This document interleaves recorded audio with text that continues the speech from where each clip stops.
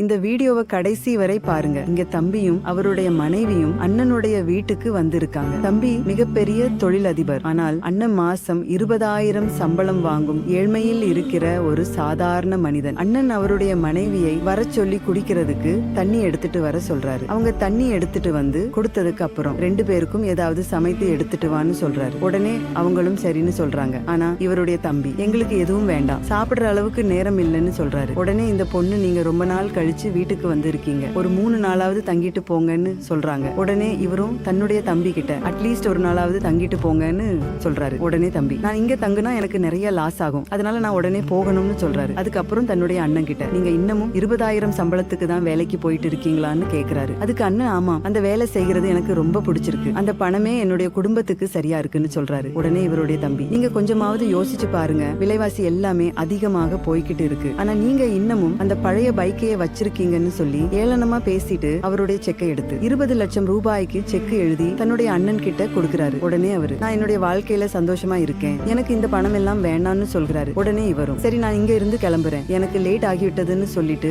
அங்க இருந்து கிளம்பி போறாரு. போயிட்டு இருக்கும்போது அவருடைய மனைவி குடிக்கிறதுக்கு தண்ணி கேக்குறாங்க. உடனே இவரும் சரி நான் வாங்கிட்டு வரேன்னு சொல்லிட்டு ஒரு சின்ன பெட்டி கடைக்கு போய் குடிக்கிறதுக்கு தண்ணி கேட்கிறாரு. அந்த கடையில இருந்து பெரியவர் நீங்க ஒரு மிகப்பெரிய தொழிலதிபர் தானு கேட்கிறாரு. அதுக்கு இவரும் ஆமாம்னு சொல்கிறாரு. உடனே அந்த பெரியவர் நீங்க இங்க என்ன பண்றீங்கன்னு கேக்குறாரு. அதுக்கு இவர் என்னுடைய அண்ணன் வீடு இங்கதான் இருக்கு, அவரை பார்த்துட்டு போறதுக்காக வந்தேன்னு சொல்றாரு. உடனே இந்த பெரியவர் உங்களுடைய அண்ணன் போட்டோ காட்ட முடியுமான்னு கேக்குறாரு. உடனே இவரும் சரின்னு சொல்லிட்டு போன்ல போட்டோவை தேடி பார்க்கிறாரு. ஆனா போன்ல போட்டோ இல்ல. உடனே அந்த பெரியவர் கிட்ட இது என்னுடைய புது மொபைல், அதனால போட்டோ இல்லன்னு பொய் சொல்லி சமாளிக்கிறாரு. அதுக்கு இந்த பெரியவர் உலகமே குடும்ப புகைப்படங்களை சேர்த்து வைத்திருக்கிறது, ஆனால் உங்கள்கிட்ட இல்லையா, குடும்பத்தை விட பணம் ஒன்னும் பெருசு கிடையாது, நமக்கு குடும்பம் தான் எல்லாமேன்னு சொல்லிட்டு தண்ணி பாட்டில எடுத்து கொடுக்கிறாரு. அவரும் தண்ணி பாட்டில வாங்கிட்டு காசு கொடுத்துட்டு கார்ல போய் ஏறாரு. அந்த பெரியவர் சொன்னதை நினைச்சு பார்க்கும் போதுதான் குடும்பம் எவ்வளவு முக்கியம்னு அவருக்கு தெரிய வருது. உடனே தன்னுடைய அண்ணன் வீட்டுக்கு போறாரு. அவர் போன உடனே அவருடைய அண்ணனும் அண்ணியும் வந்து நீங்க திரும்ப வந்திருக்கீங்களான்னு கேக்குறாங்க. உடனே அவரு நான் உங்க 2 பேர் கூடயும் ஒரு போட்டோ எடுத்துக்கலாம்னு கேக்குறாரு. அதுக்கு அவருடைய அண்ணன் நம்ம 2 பேரும் அண்ணன் தம்பி, இதுல கேக்குறதுக்கு என்ன இருக்கு, வா எடுத்துக்கலாம்னு சொல்லி போட்டோ எடுத்துக்கிறாங்க. அதுக்கப்புறம் நீ இவரு